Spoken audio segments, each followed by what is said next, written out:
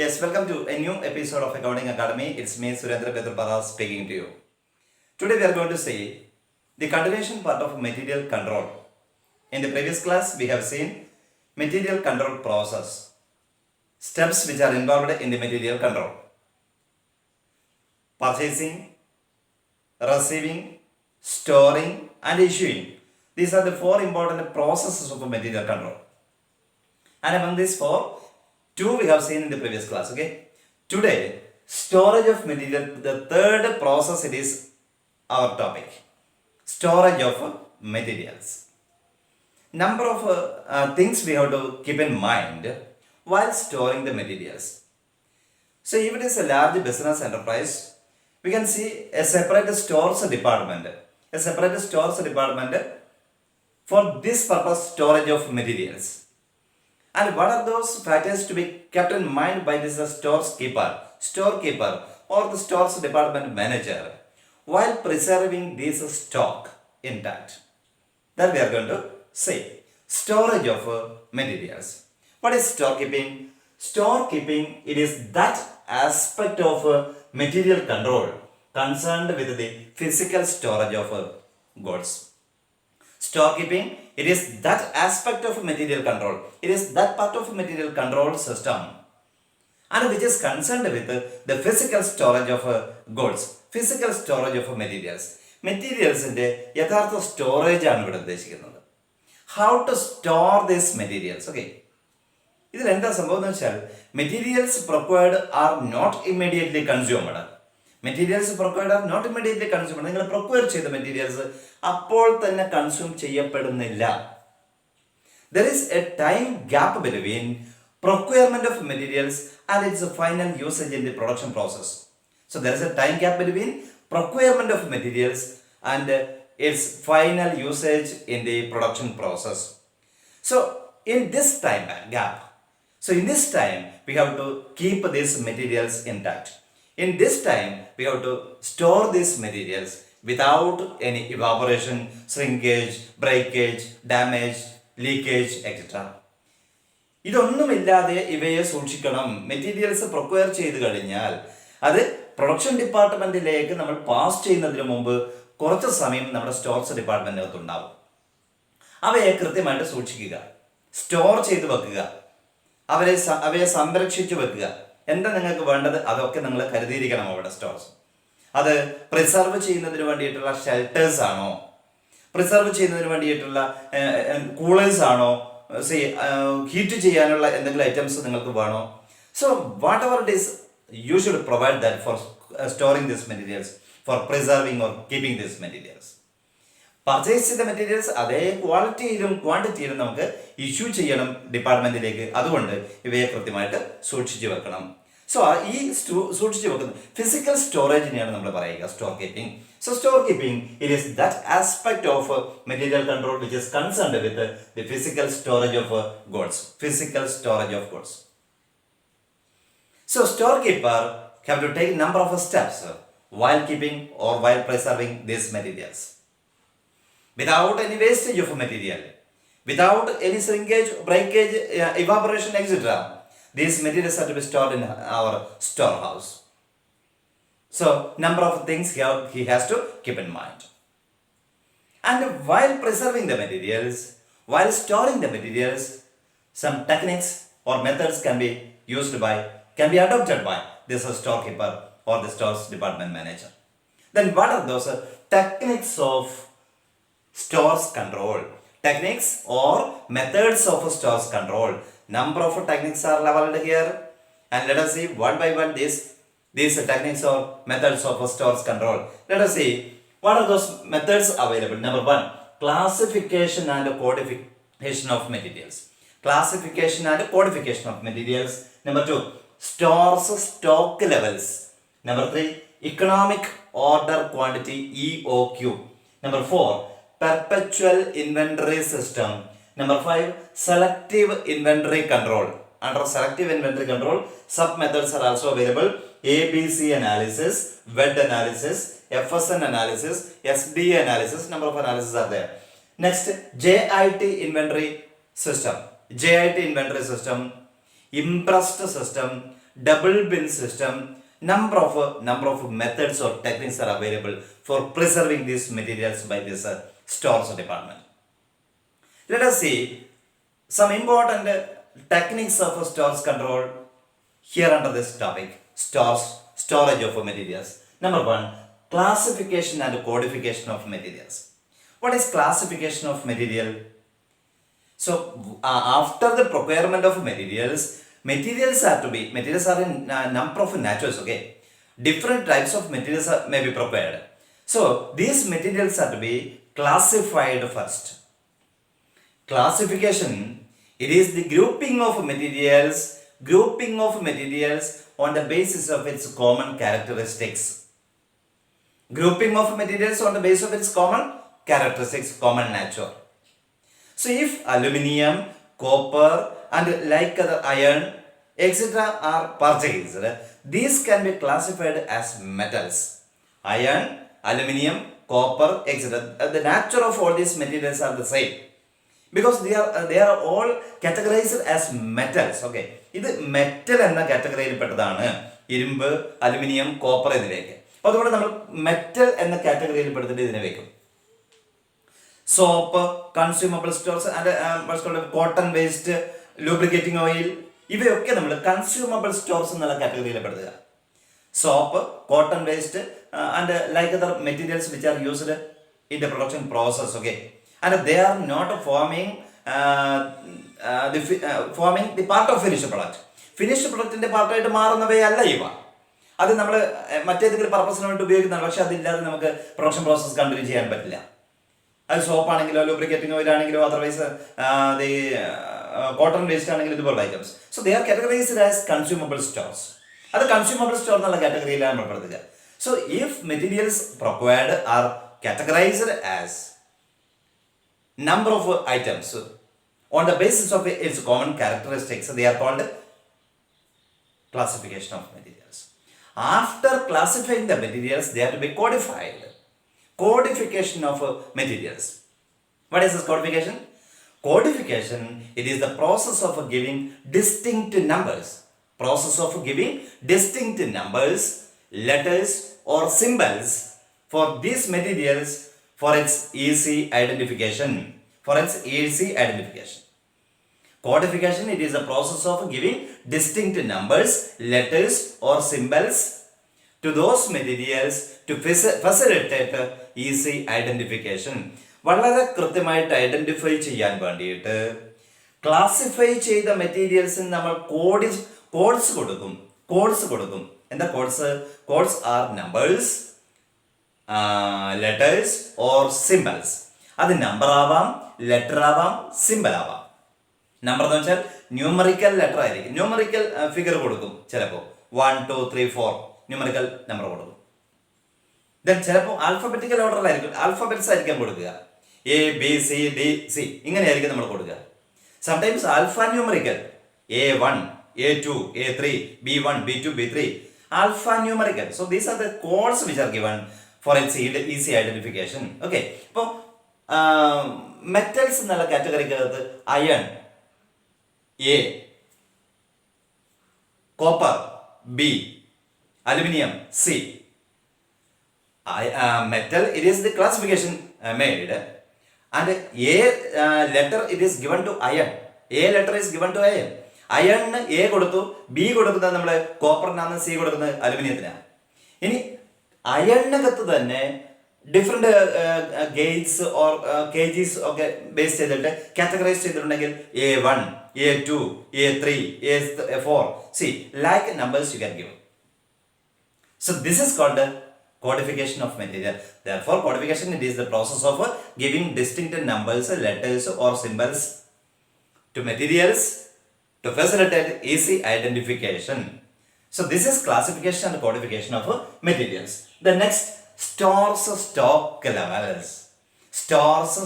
levels.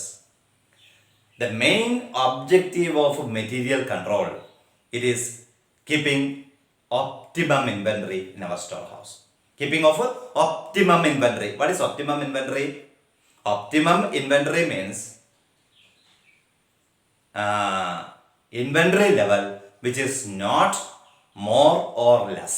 Inventory level which is not more or less. അത് കൂടാനും പാടില്ല, അത് കുറയാനും പാടില്ല. That should be very enough to meet the today's needs. That should be very enough to meet the circumstance. ആ ഒരു പ്രത്യേക സാഹചര്യത്തിനെ meet ചെയ്യാൻ പറ്റുന്ന, അതിൻ്റെ ആവശ്യങ്ങളെ മീറ്റ് ചെയ്യാൻ പറ്റുന്ന രീതിയിലുള്ളതായിരിക്കണം നിങ്ങളുടെ സ്റ്റോർ ഹൗസിനകത്തുള്ള ഈ ഇൻവെന്ററി എന്ന് വെച്ച് മെറ്റീരിയൽ. നിങ്ങളുടെ കൈവശമുള്ള മെറ്റീരിയൽ നിങ്ങൾക്ക് ആവശ്യമുള്ളതായിരിക്കണം. That should be very optimum. അത് ആവശ്യത്തിന് ഉതകുന്നതായിരിക്കണം. That should not be more or less. അത് കൂടാനും പാടില്ല, കുറയാനും പാടില്ല. Therefore, it facilitates or it helps the concern for avoiding overstocking and understocking of materials. Overstocking and understocking of materials. Always stock levels, stores stock levels helps the enterprise to avoid overstocking and understocking of materials. Overstocking avoid ചെയ്യും, understocking avoid ചെയ്യും. Overstocking വന്നാൽ എന്താ കുഴപ്പം?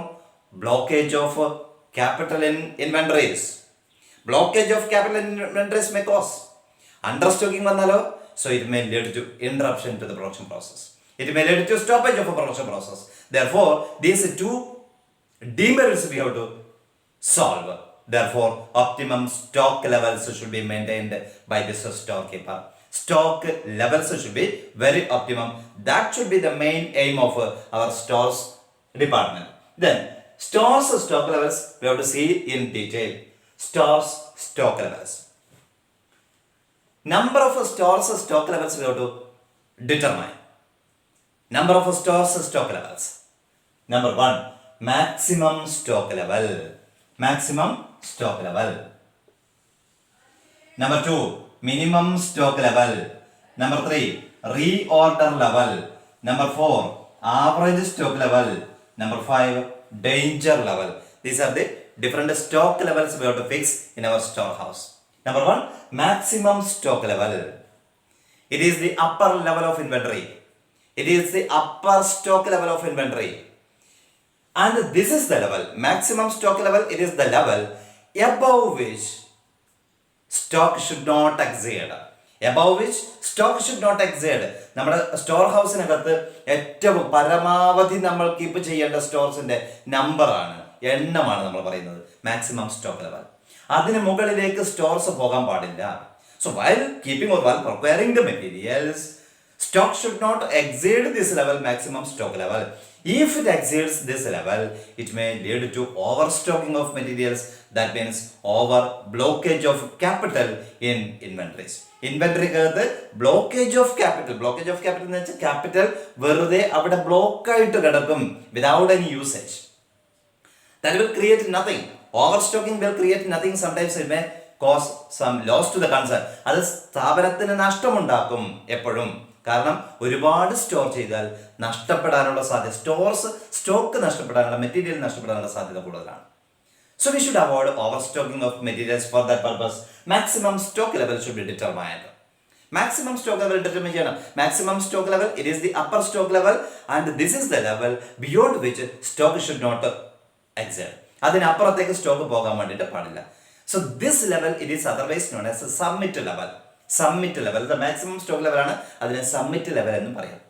And maximum stock level can be calculated with the help of one formula. Maximum stock level. Maximum stock level is equal to reorder level plus reorder quantity minus minimum consumption into minimum reorder period. Reorder level plus reorder quantity minus minimum consumption into minimum reorder period. So this is the formula used for the calculation of a maximum stock level.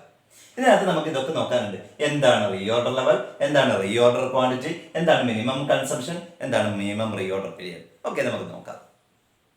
So before that, the second point, minimum stock level or minimum stock level. Then what is this minimum stock level? Maximum stock level നമ്മൾ കണ്ടു, ഇതിനപ്പുറത്തേക്ക് പോകാൻ പാടില്ല. Minimum stock level, it is the lower level of stock. Minimum stock level, it is the level of stock, minimum stock level that should always be kept by our enterprise. ഈ level എപ്പോഴും keep ചെയ്തിരിക്കണം നമ്മൾ. So this is the level, this is the stock level below which stock should not normally be allowed to fall. This is the stock level below which stock should not be normally allowed to fall. ഇതിന് താഴേക്ക് stock level വരാൻ വേണ്ടി അനുവദിക്കാൻ പാടില്ല. So this is the lower level of inventory that should be always kept by your enterprise for smooth production process, smooth running of running of business enterprise, production process itself. ഇതിന് താഴേക്ക് material വരാൻ പാടില്ല. ഇതാണ് ഏറ്റവും താഴത്തെ level inventory.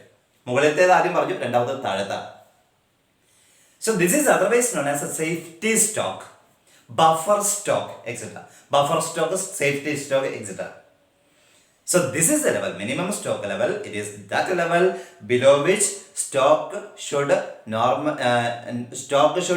not normally be allowed to fall. ഇതിന് താഴേക്ക് വരാൻ വേണ്ടി പാടില്ല, അലൗ ചെയ്യാൻ വേണ്ടിയിട്ട് പാടില്ല. അങ്ങനെ ഒരു സ്റ്റോക്ക് ലെവലിനെയാണ് മിനിമം സ്റ്റോക്ക് ലെവൽ എന്ന് പറയുക. And how can we calculate this minimum stock level? Minimum stock level is equal to reorder level minus normal consumption into normal reorder period. Normal consumption into normal reorder period. Okay, then next, reorder level. വീണ്ടും order ചെയ്യാനുള്ള level. So it is the level at which new order is placed before the supplier for fresh supply of materials. It is the level at which new order is placed. New order is placed or order is placed before the supplier for fresh supply of materials. Material supply ചെയ്യാൻ വേണ്ടി നമ്മളൊരു പുതിയ order കൊടുക്കുന്ന ഒരു ലെവലിനെയാണ് reorder level എന്ന് പറയുക. Reorder level lies somewhere between maximum level and minimum level. മാക്സിമത്തിന്റെയും മിനിമത്തിന്റെയും ഇടയിലാണ് ഈ റീഓർഡർ ലെവൽ വരിക. റീഓർഡർ ലെവൽ എന്ന് വെച്ചാൽ it is that level at which next order is placed before the supplier. നമ്മൾ സപ്ലയറുടെ മുമ്പിൽ പുതിയ ഓർഡർ പ്ലേസ് ചെയ്യുന്ന ഒരു പ്രത്യേക ലെവലാണ്. അത് മാക്സിമത്തിനും മിനിമത്തിനും ഇടയിലായിട്ട് വരുന്ന ഒരു ലെവലാണ്. So this is known as reorder level or ordering level. It is otherwise known as ordering level. And how can we calculate this reorder level? Maximum consumption into maximum reorder period. Reorder level is equal to maximum consumption into maximum reorder period. ഒരു നിശ്ചിത സമയത്ത് നമ്മൾ maximum ആയിട്ട് എത്ര consume ചെയ്യുന്നുണ്ടോ units, എത്രയാണോ maximum reorder period എന്ന് പറയുന്ന ഒരു പ്രത്യേക പീരിയഡ് ഉണ്ടല്ലോ, ആ പീരിയഡ് അതിന്റെ മാക്സിമം എത്രയാണ്, അതിന്റെ മിനിമം എത്രയാണ്, അതിന്റെ മാക്സിമം റീഓർഡർ പീരിയഡ് കൊണ്ട് മൾട്ടിപ്ലൈ ചെയ്താൽ നമുക്ക് റീഓർഡർ ലെവൽ കിട്ടും. റീഓർഡർ ലെവലിനോടൊപ്പം നമ്മൾ ചേർത്ത് വായിക്കേണ്ട ഒരു കാര്യമാണ് റീഓർഡർ ക്വാണ്ടിറ്റി. ഇവിടെ വന്നിട്ടുണ്ട് reorder quantity.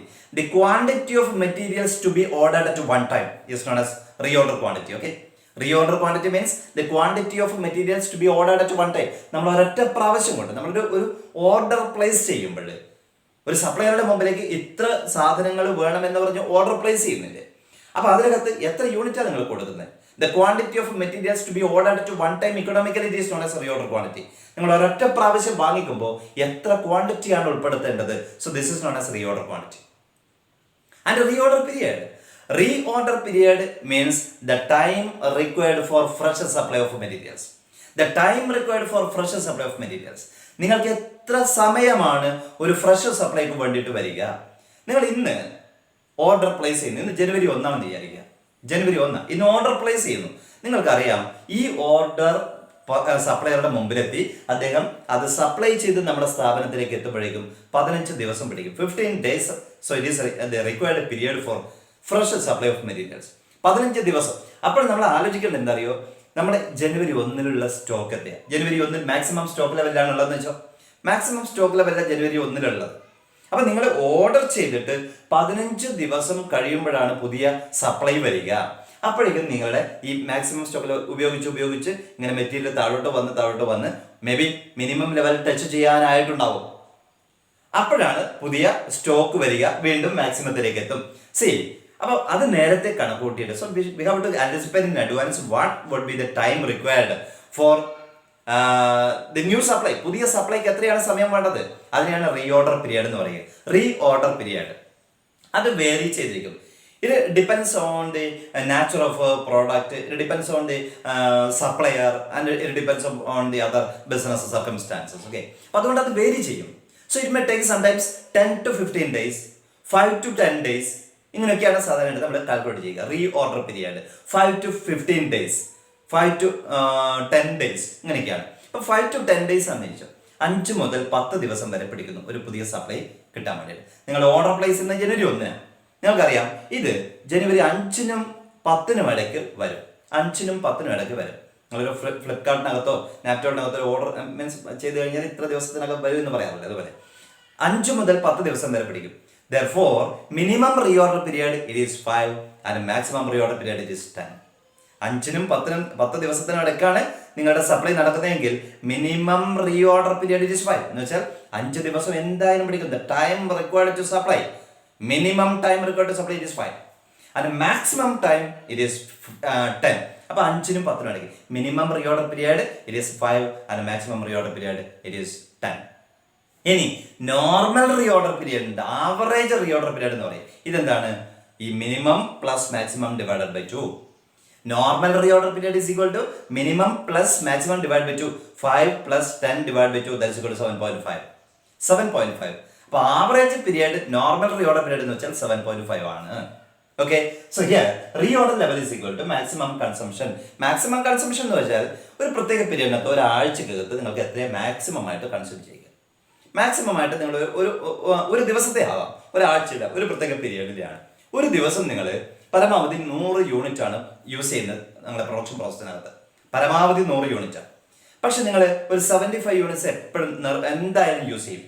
Therefore, minimum consumption it is 75 and maximum consumption it is 100. Minimum consumption 75, maximum consumption 100. And what is normal consumption? Normal consumption is equal to 75 plus 100 divided by 2. Minimum plus maximum divided by 2. So this is normal consumption. ഇവിടെ ഒക്കെ അത് വന്നു പോയിട്ടുണ്ട്. Reorder level. Reorder level means the level at which new order is placed before the supplier for fresh supply. Reorder quantity. Reorder quantity means the quantity of materials to be ordered at one time economically. ഒരൊറ്റ സമയം നിങ്ങൾ എത്ര quantity വാങ്ങിച്ചിരിക്കണം എന്നതാണ്.